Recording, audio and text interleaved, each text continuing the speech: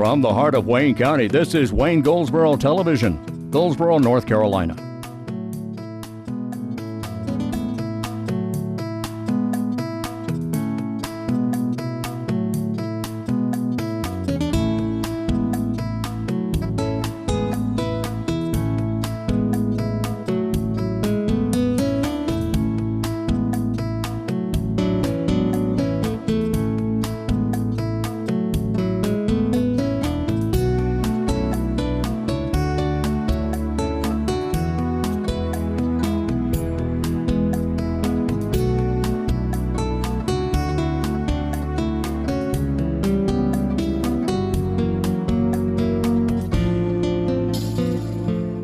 Today is Tuesday, it's June 14th, 2016, it's Flag Day. And this is Wayne Goldsboro Television. I'm Wayne Alley. And I'm Pat Garner, and we are at the Wayne County Courthouse. At the corner of William and Walnut Streets, downtown Goldsboro, Wayne County Courthouse, right here. How you doing? I'm good, how are you? I'm doing just fine. Today, the number 2 day of the work week for many people. And we're going to talk about some things going on in the area, some things that you'd be invited to. Yes, some things of interest, such as Center Street Jam. Center Street Jam is the 16th, that's this Thursday, and Legacy Motown Review will be performing. Now, that same evening, there's another event going on, and I'm going to tell you about that in just a minute. Okay, and it's business after hours, okay? And the two will overlap just a few minutes, so we'll tell you more about that in just a few minutes. And they have the Go Wayne Go Walk too? They'll have the Go Wayne Go Walk too. There you go. Coming up on July 30th, and I mention this now because it is a big event, and I want you to make sure you put this on your calendar. Coming up on July 30th, the end of the month, there's going to be a big event at Waynesboro Park. This is sponsored by Spartan Alliance, and it's supporting wounded veterans and first responders. You're invited to a cookout for a cause. This is on July 30th, and it's an all-day event. It starts at 10 a.m. and goes until 9 o'clock at night. And it's at Waynesboro Park on Highway 117 bypass, right across from the National Guard Armory. 10 a.m. until 9 p.m. The cost is $15 per person, and this includes all amenities. Now, let me tell you about this. It's live music, lots of food, fellowship, and a whole lot of fun. All-terrain wheelchairs will be on display, all-terrain wheelchairs. Now, they're raising money and awareness about veterans' suicides. Every day, 22 veterans commit suicide. They're asking you to help save our heroes.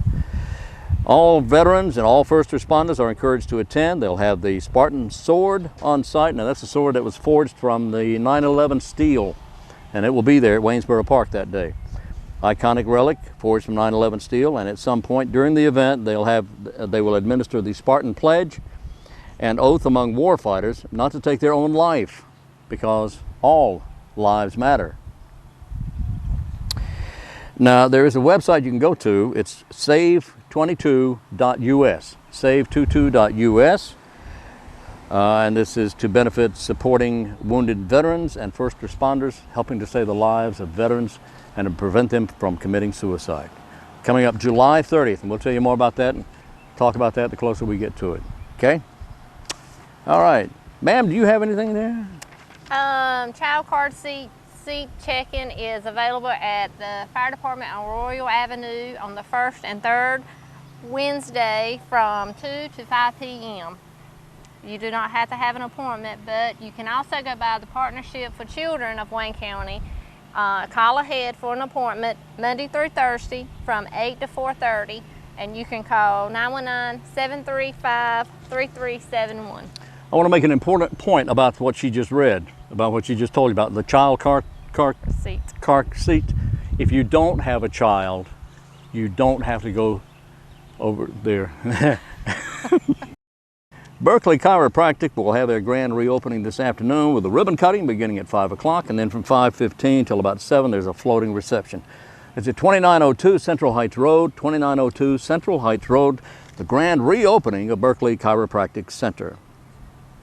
And coming up on June 23rd, which is not that far from now, that's about 11 days or 9 days from now, on June 23rd, the Habitat Restore will have their ribbon cutting because they have recently joined the Chamber of Commerce of Wayne County. And that will be at 11:30 on June 23rd at the Restore, and that's at 124 East Walnut Street, downtown Goldsboro. 124 East Walnut Street, near City Hall. Yeah, you know where the Restore is, but they're really happy about joining the chamber. That's great. So anyway, that's coming up. On June 16th, here you go. This is what I alluded to a little earlier. Business after hours taking place at Town Place Suites by Marriott. June 16th, which is this Thursday, beginning at 5:30, going until 7 o'clock. And then right after that, you can boogie over here to the John Street parking lot for Center Street Jam.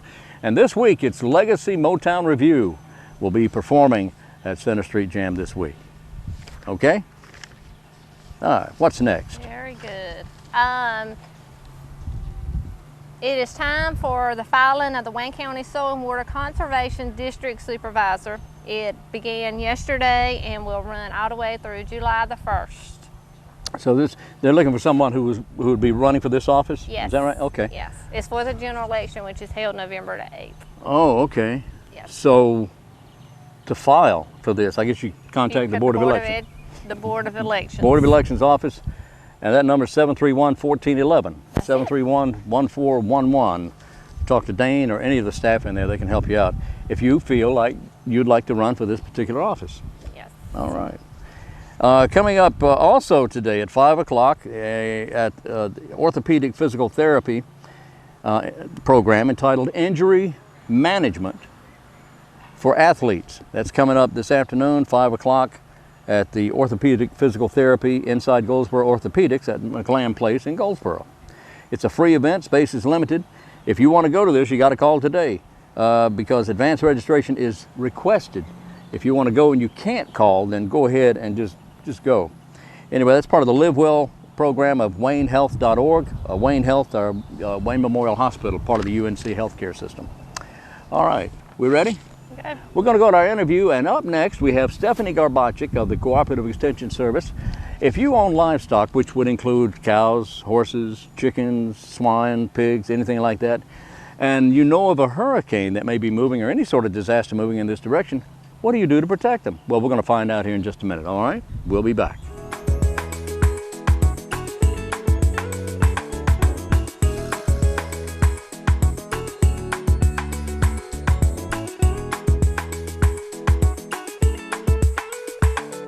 Today we're in the office of Stefanie Garbacik, who is a livestock agent for the County of Wayne here at the Cooperative Extension Service. Hello! Hey, how are you? I am doing great. Good. It's good to be back with you. It is. There's always a lot going on in your office now. Yes. As a livestock agent, what are you responsible for? All of the livestock questions that may come up. So, horses, cattle, sheep, goats, chickens, pigs, all of that falls under me. You know, once in a while, years ago, I used to see guineas. Mm-hmm. Does anybody have guineas here in Wayne County? We've got a couple that have them, yes. Really? Yes. What do they do with them? I'm not 100% sure. I don't know what to do with guineas. Some people eat them. Some people use them for eggs probably and raise up more guineas to then sell. Okay. Okay, I don't see them as much as I used to, but they're still out there, I guess. Yes, there are still some. How about that? So if anybody had a question about them, you could research and find the answer. Yes, I could find the answer for them. Okay, very good. Anybody have any unusual livestock? Ostrich. Used to be some ostriches here. I don't know of any. Okay. There may be some hidden somewhere. There used to be. I don't know. There used to be some out in the eastern part of the county. Oh, okay. Yeah, and other unusual things as well. Do you know of any unusual? I don't know of anybody who's got any like llamas or alpacas. Yeah, llamas or anything. Alpacas. Yeah, like I said, there may be one or two hiding somewhere, and they just haven't called me. Or they just don't want to tell anybody they've got them. And that could be it too. That could be. Well, we'll stick with cows and horses and pigs and goats and things. Right. Goats, that's a good one. There's a lot of goats here. There are. They're becoming a lot more popular. You know, they don't take up a lot of space. They eat a lot of different things. The hardest thing with a goat is keeping them in. Keeping them in? Keeping them in. That fencing and making sure that they can't get out. They could eat the fence, couldn't they? They'll find a way to get out if there's a way. Yeah, they're kind of stubborn like that. Yes. Yeah. Yes. All right. Let's talk about, what do we want to talk about today? Probably the most relevant thing that we can discuss is hurricane preparation. Boy, I'll tell you what, June 1st, hurricane season started, and Yes. it runs for several weeks, all the way into the end of November. Right, so it's a long period of time where you want to make sure you're prepared. So why is that important to livestock? It's important because your livestock, in most cases, are out in a pasture. They're exposed to those elements, and if something were to happen to, say, those animals or that fencing, and they get out, and expose themselves to other people's animals, that can be a problem. We've had several hurricanes because of where we are here in this part of the world. Several hurricanes, and the last major that I recall, of course, there may have been, and there have been others, but the last major hurricane, the 500-year hurricane flood, was Floyd back in '99. When Floyd came through and the resulting flood, we had some serious problems with particularly with swine. Yes, we did. A lot of houses flooded, like you said. Yeah. A lot of animals, perished in that flood. And, then we had to figure out, well, now what do we do? Yes, and what do you do? Is there any way to protect the animals? In that situation, you can't really. Our commercial turkey type things, our commercial chicken type houses, and our swine houses, you can't really pick those up and move them. You can't evacuate all those animals. And pigs don't swim well. No, they don't. No. So the best preparation you can do is for, like, say, your cattle and your horses, your sheep and goats, is just making sure that they have enough room in their pasture that they could run away from something. Like, say, if there was some flying debris, somebody's roof came flying out. Yeah. If they're locked in a small little pasture or they're locked in the barn, they can't get away from that. Yeah. So a bigger open pasture is better for that situation. And I guess most people who would have horses, cows, and livestock in general will have that sort of area available. Right. Yeah, they should. A larger pasture. So, and obviously you can't pick up the pig house and lift it up. Right. But in future preparation, what would be the possibility of building hog houses on a higher plateau, on a higher foundation? Is that possible? It probably would be possible. It'd cost a lot more up front. They're already expensive to get going. Yeah. So it would cost a lot more up front, and maintenance-wise would be a lot more. Wouldn't be so feasible, though. Yeah, it wouldn't not. make a lot of sense, would it? I'm just trying to think outside the box here. Yeah. Yeah, of course, you need a big box to keep pigs in, right? Right. Okay, so in preparation of storms coming in, if you know a hurricane is headed this way, Right. You move the livestock to an area that where they can escape to a protected area. Yeah, a protected area. So you still want them to have some shelter in there, a shed or something that they could run into if there was, the rain with all the hurricanes and stuff. So big open area is good, though, just so they can run away if they need to. Yeah. You want to make sure they're up to date on all their vaccines, because if they do either get injured, cut, a tetanus type vaccine would be good, or if they get out. Your fence is broken and they get out and they're exposed to other animals. You want to make sure your animals are protected, because you don't know what your neighbor's cows are vaccinated for. Let me throw you a curve here. Okay, what about if and not just in time of storm or hurricanes or anything like that, but what happens when livestock does get out? When a cow or a horse or a large animal gets, or even swine get away from the farm and get out, let's say, into a highway and is struck. Where does that fall, responsibility? I would imagine it falls on the farmer or the producer, whoever's animal that is. I'd imagine it falls on. Yeah, just because they were out there. I don't know the specifics. I don't know the rules for sure. Well, you're a researcher though, and you could find out easily. But I was just wondering about that. Who's responsible for removal of the carcass and that sort of thing? That would be my guess. Is that it would fall on whoever's animal it is. Okay.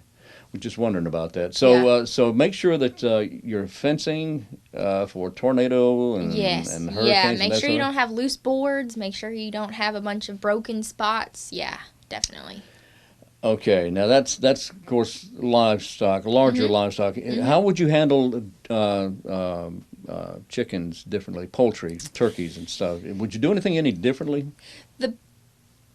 Depends on how many you have. If you've got, say, a garage that you could throw those chickens in when a storm's coming and, lock them in your garage, then that's a way to protect them from that. That's a great idea. But if you don't have any space for them, you don't have a shed that you could then move them into, because they won't be there long. Hurricane's not going to last weeks and weeks at a time.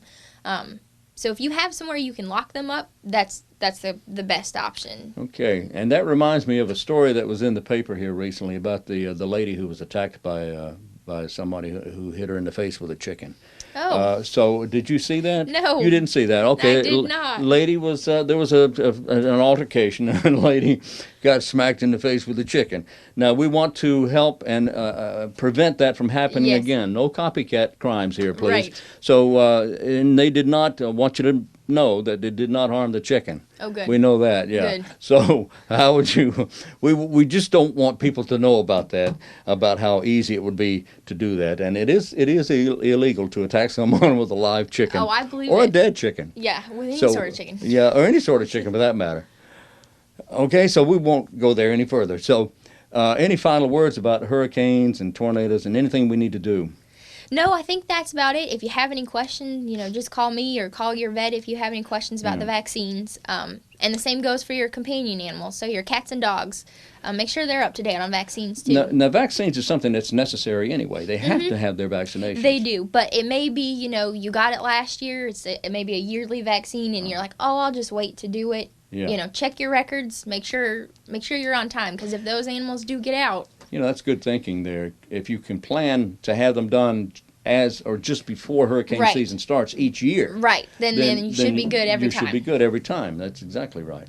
All right. Also, a quick primer on warnings and watches. A watch means that conditions are favorable for hurricane or disastrous weather to attack or approach. That's a watch. Means it could happen. Right. And a warning means it's going to happen. So keep that in mind, in the back of your mind. If you know of a disaster warning, a hurricane warning, or tornado warning, take cover immediately. And a watch simply means that it could happen. Right. And it doesn't mean it will. Right. All right. Stefanie Garbacik, what's your phone number at the Cooperative Extension It's going to Service? be 919-731-1525. 731-1525. Stefanie Garbacik is a livestock agent. And thank you. Thank you. All right.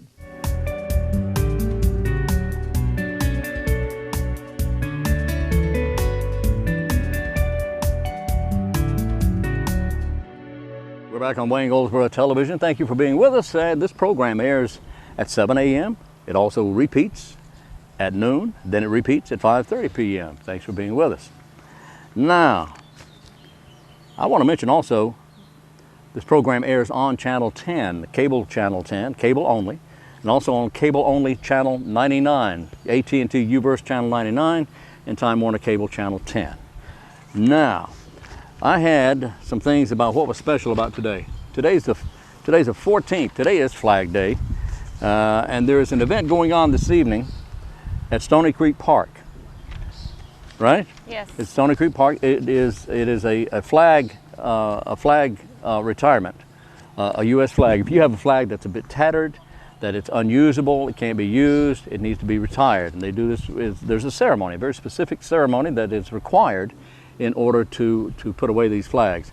It's at Stony Creek Park on East Ash Street this afternoon, and I believe this is sponsored by the Boy Scouts. It is. This is a Scouts event, so you're invited to go on over there and to Stony Creek Stony Creek Park on East Ash Street in Goldsboro. All right? Now, that's today. Okay, we got birthdays to talk about here. We got a birthday today for Traylor Howard. That actress is 50 today. Will Patton, the actor, is 62. Birthday today for Jack Bannon. He's 76. And remember the Jeffersons? The maid, Florence, the one who always spoke her mind, always George was getting in trouble for some reason. Anyway, Marla Gibbs is 85 today. How about that? She went on to do other programs as well, but that's the one that people remember her most for. She's 85 today. All right. Today is special because it is Flag Day, but also today is the birthday of the U.S. Army. Salute. It's also Family History Day. It's Magic Circles Day. Whee! What does that mean? Really? I don't know either.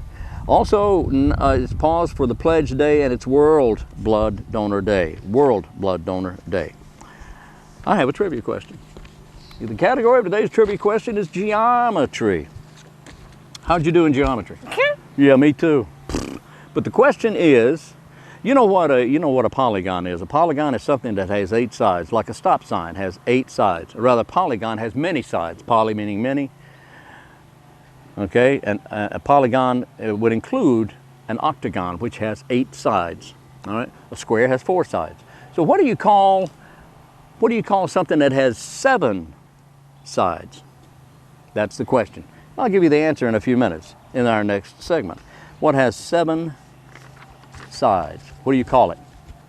Okay, that's it. We're going to go to our next interview, and guess who this is? I'm going to tell you. This is our very own county manager, Mr. George Wood, is going to come in and tell us about what events, what occurred during our last commissioners meeting this past Tuesday. All right, that's up next on Wayne Goldsboro Television.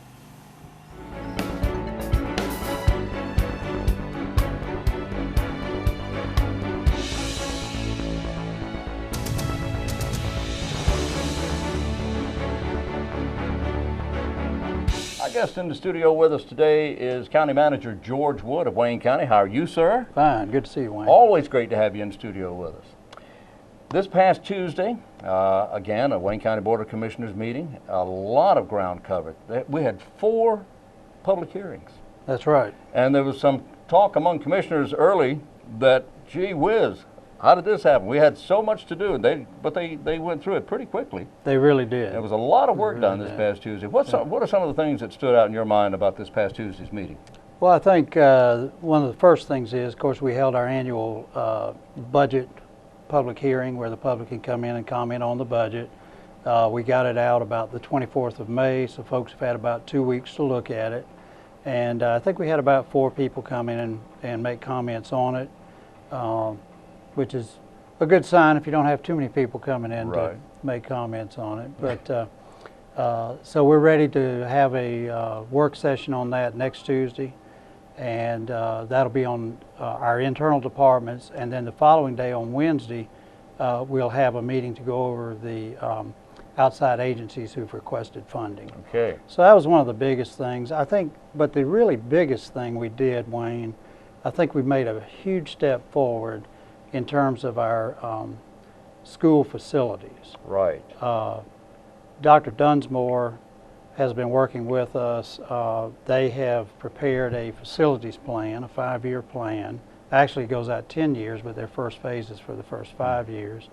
As you know, we recently approved a technology plan for them. And so I had worked with Dr. Dunsmore and his staff on that. We got that funded. That's all in the budget, so we've gotten that taken care of.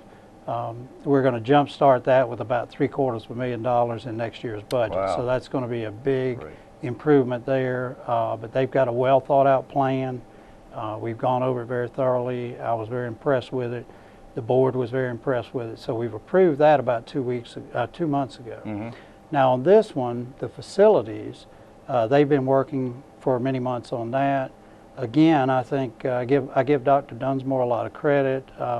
He and his staff, and then ultimately the Board of Education, approved this plan, and it addresses a number of concerns. One of the concerns that the Board of Commissioners have had is that in the past they've had some facilities that were underutilized, and that was primarily because they hadn't changed attendance lines.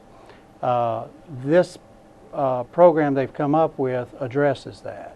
They're making solid use of the facilities they have first. And so they're doing that, and if that means moving some attendance lines, they're going to do that. So we were very, very pleased to see that.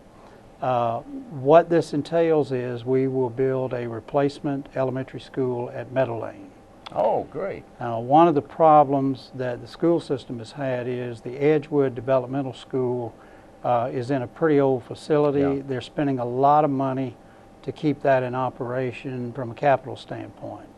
And so what Dr. Dunsmore suggested, and I agreed with him, is we should spend about $3.8 million and add a new wing to that Meadow Lane school and move the developmental school over, because they only have about 121 students. At the developmental school? Developmental school. So when he does that, he saves a lot on the overhead. You don't have to have 2 principals and assistant principals, and you just go on down the list. Right. Plus, the facility will be new, and we won't have all of the repairs and the continuing problems there. And with that, that saved over $500,000 that we were able to put towards the debt service on these new facilities. So I give Dr. Dunsmore a lot of credit on that. That was a great idea. All right, now what about the existing Meadow Lane School? What will happen to? What we will do, Wayne, is we have enough room there that we will build the elementary school while the current one is still in existence. Okay. And then when we finish, basically what you'll be doing is that'll be torn down. You change the parking and some playgrounds and things like that. Okay. So we'll actually we don't have to move the kids out Right. in order to another location in order to tear it down and build. We've got room to do it on site, then we'll demolish the old one. Great. So the other components to this is that Goldsboro Academy will be turned back into Goldsboro Middle School. And a lot of the facilities that were there will go to School Street, what is School Street Elementary now. And the reason we're able to do that is there are about 8 unused classrooms at Carver Heights, and he's going to move those classes from School Street over to Carver Heights and 1 or 2 other elementary schools. So again, he's looking to utilize the facilities we have first. And the second component to this is we have a lot of overcrowding at Northwest Elementary because, as you know, the northwestern part of the county has grown pretty rapidly. I believe we have about 15 or 16 mobile classrooms there. We've got a few more in some other elementary schools in the northern end of the county. So what he's proposing there is that we would build 22 elementary classrooms, either all at Fremont Stars Elementary or about half at Fremont and half at Northwest Elementary. Okay. Either way, we're going to be able to get rid of these mobile classrooms and get these kids in Yeah. you know, bricks and mortar schools. So I think that's a tremendous improvement. And the other thing we're doing then, because we were able to save some money on what we thought was going to be the initial cost of Meadow Lane and Edgewood, we came back with some refined numbers. He's been working with an architect who's doing a similar school down in Onslow County. Came back and said we could cut our estimate by about $1.8 million. So with that, we went back and said, well, we had already talked about adding the auxiliary gym at Southern Wayne, and that was about $2 million. Well, with this savings, we were able to put another $1.2 million with that and put the 6 classrooms down there as well. So that project is now $3.2 million. So that took care of that. And then the last thing we're going to do is put air conditioning into the middle school gym at Rosewood. Okay. So it's a solid program.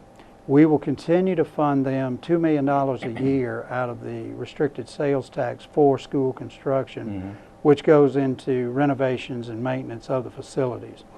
And the other thing I'm very impressed with that Dr. Dunsmore has done as the new superintendent is he's giving us an itemized list of exactly what he's going to do with the $2 million. Wow. So it's a well thought out plan. Again, Obviously. I give him a lot of credit. Yeah. I think for someone who's been here just under a year, he's done a lot of work. He has. Yeah. So want to give him a lot of credit. The Board of Education did a good job on it. And of course, want to commend the Board of Commissioners. They voted 7-0 to do this. Yes. So, Unanimously. and then the best part for our citizens is it does not require a tax increase. That's good to hear. Yeah. We're using, as I said, we saved about $500,000 there. You may recall, Wayne, that we refinanced the debt service on the Grantham and Spring Creek schools. That saved us about $248,000 a year. So I was able to put that money towards it. So that got us close to $750,000 there. I needed about $1.66 million. Right. Then the sales tax that's restricted for the schools, it grows some every year. So we'll issue these bonds in January of 17. The first payments won't be till July of 18. So I'll actually have 2 fiscal years of growth there. That's factoring in probably another $400,000 or so. And then the remainder of it will be from county funds. But if you recall, I said we were going to do $750,000 on the technology plan next year. That was to jump start it. Now $600,000 of that is for 1 year. And so we'll take some of that $600,000 and that'll pay the balance of what the county needs on these schools. Our plan on the technology is that every year as the county's revenues grow a little bit, we give the schools a part of that growth. And what we're planning on doing is $150,000 of that new growth every year will be restricted for this technology plan. So the first year we put in 150. Mm-hmm. Now with the 600,000 one-time money, that's how it gets up to $750,000.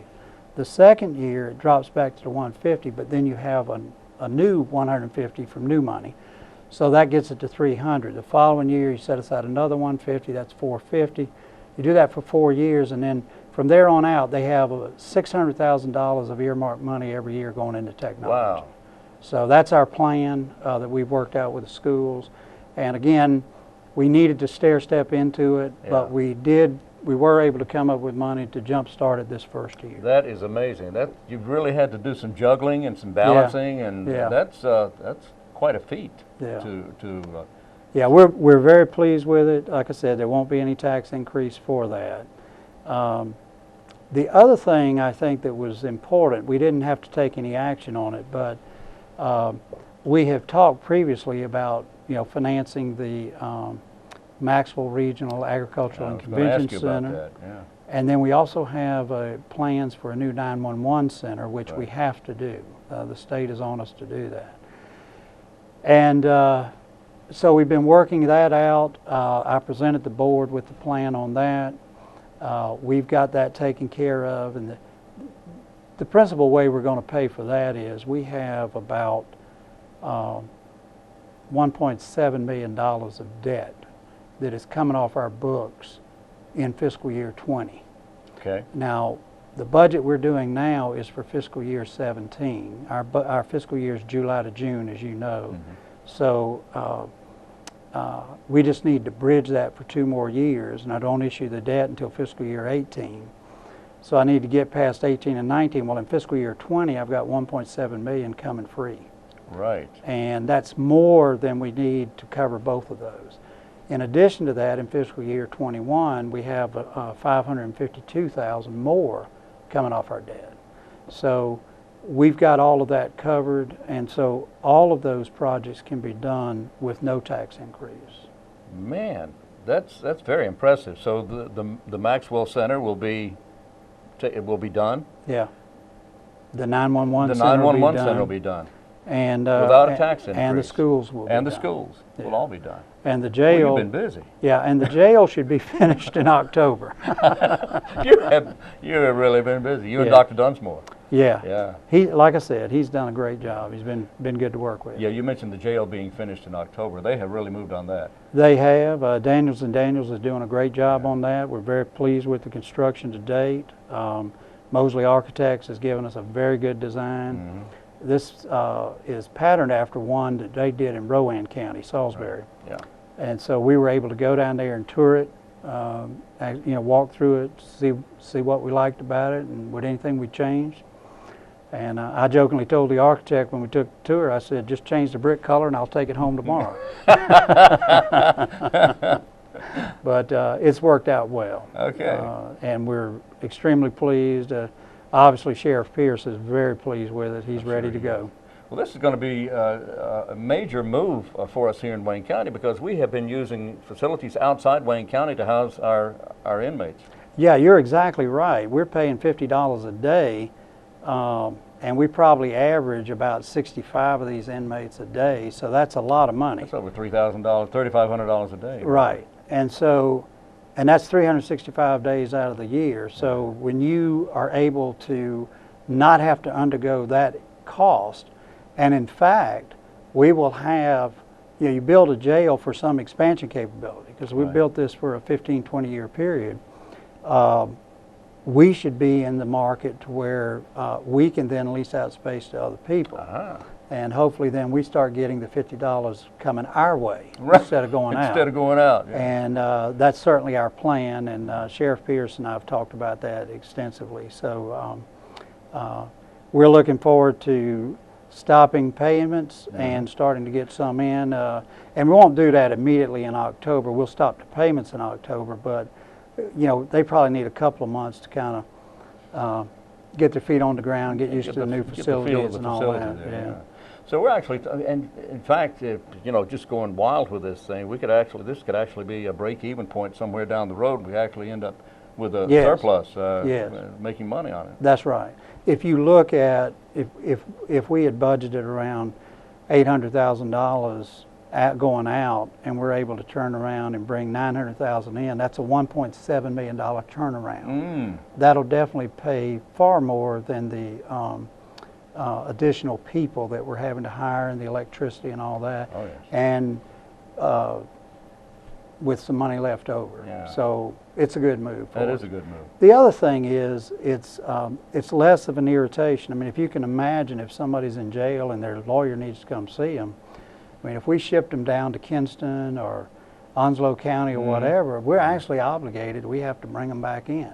Oh, so that's so in addition to that $50 a day, we've got those transport costs, and that's tying up deputy sheriffs or jailers for that. So there is a lot involved in this. It's just going to be much more convenient for us. It is that. Wow.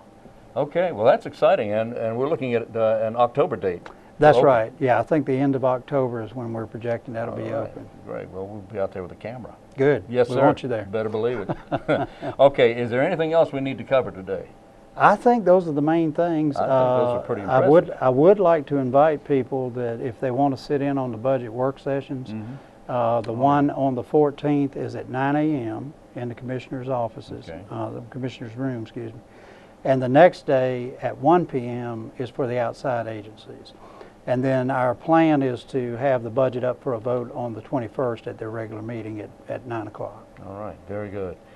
Wayne County Manager George Wood has been our guest today, doing a very fine job there. Very impressive what you've been able to accomplish in just a short amount of time. Thank you, Wayne. And we appreciate you so much. Thank you.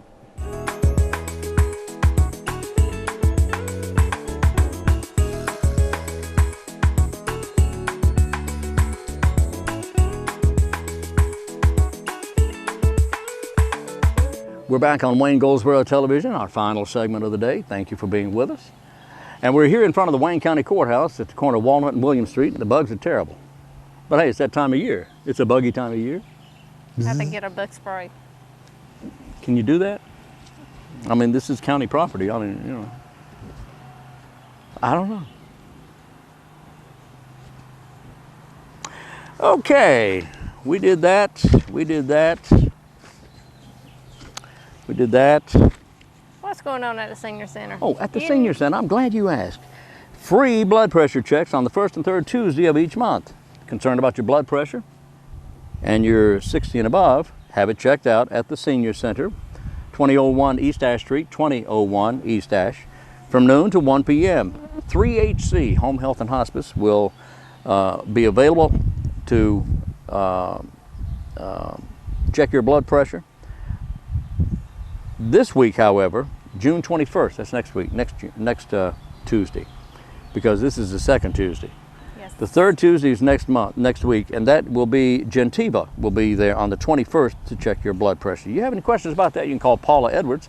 Paula's number is 919-705-1785, 705-1785, okay? We might need to take you by there. You didn't take me by there from? Stress too much. Oh, you think? Do I stress? I don't stress. I don't stress. I don't stress. I'm not stressed. I'm not stressed at all. I don't stress. No, not me. No, I don't. Whatever. You think I stress? Okay, maybe just a little. Okay, maybe just a little. But game night at the senior center on June 17th at 6 p.m. That's this Friday. That is this Friday, isn't it? Yeah. This Friday night, enjoy a night of fun at the Peggy Seeger Senior Center on game night, Friday, June 17th, 6 p.m. Enjoy a game of table tennis. I never could get the table over the net. I always, but it was heavy. Anyway, shuffleboard, cornhole, or you can actually play Wii. You know, you can bowl or play tennis and all that stuff. Did you ever try to throw a table over a tennis net? No. Never mind that. Anyway, if you want, Wayne Alley. Oh, I know. What a guy. He's stressed. Anyway, call for more information. Paula Edwards at 919-705-1785. I'm gonna take a quick nap now. Now, up next, the trivia question answer. Okay. Trivia question answer. The question was, a polygon is something with several sides. Poly meaning many. And a polygon, for instance, an octagon has 8 sides. What do you call something, a polygon that has 7 sides? That's the question, and the answer is something with 7 sides, a polygon with 7 sides is a heptagon. H-E-P-T-A-gon. Heptagon, there you go. That's the answer to today's geography, geometry question. I knew it was one of those. Okay. Okay. All right. Are we done? No. Oh, what do you have? Wayne County Oh. has the broadband survey that's been going on, and it will go on up until July the 1st. That's right.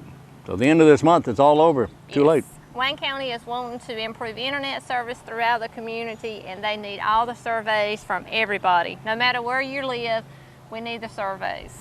That's exactly right. And there's different ways you can do this. And this is so important. We need these surveys because it will help Wayne County obtain better access to the internet. Now, you may say, well, I don't have any problem gaining access to the internet, but we still need the results of your survey. There's only, 11 questions? 11. There's 11 questions, and you can answer them in just no time at all. And there's different ways you can do this. How do you do this? You can go to the Wayne County website, which is www.waynegov.com. You can go to your public library. That's the Goldsboro Library, Steel Memorial, Pikeville, Fremont. You can fill it out right there, give it back to the librarian, and they will turn it in. You can go to the Wayne County Tax Office, or you can call the planning office at 919-731-1650. And answer the questions over the phone. And answer the questions over the phone. Okay, so it's so easy, and there's only 11 questions, and we need help here, so I will encourage you to please either fill out a survey or call and give them that information over the phone. Only 11 questions, won't take but a minute, and will sure help us out here in Wayne County. Yes. Because there's a lot of area that does not have access to an inexpensive internet. The internet's available everywhere, but some places it's very expensive because some people don't have broadband, they don't have dial-up for that matter. You have to go to satellite, and that is very expensive. Also, you can get it on your cell phone, but that ties all that up, and you just don't want to do that. So make it easy on yourself, and help us out here in Wayne County with taking this survey. All right, again, go to waynegov.com and click on the link below. What's that? Current topics. And scroll down, you see current topics. It's right below that. Click on that. Won't take but a minute. Or call the Planning office at 731-1650. or go to the public library on East Ash Street in Pikeville, in Fremont, or in Mount Olive, and fill it out there. It won't take but a minute. That's right. Only 11 questions, and we appreciate That's that. right. And you also have Planning Director Chip Crumpler on Wednesday's morning show. He'll be there Wednesday. Yeah, I'll have Chip in the studio, and he'll tell us more about it, about why it's important, how easy it is. All right. Thank you for that. Thank you for that. Now, are we? I think that's it. That's it. So we're going to go now. We'll be back tomorrow here at 7 a.m., then again at noon, then again it repeats at 5:30 p.m. Have yourself a great day, and please, if you're going anywhere, please drive carefully and always wear your seatbelt. Unless you're not in the vehicle, then you don't have to. Anyway, we'll be back tomorrow here, and until then, I'm Wayne Alley. And I'm Pat Garner. And this is Wayne Goldsboro Television.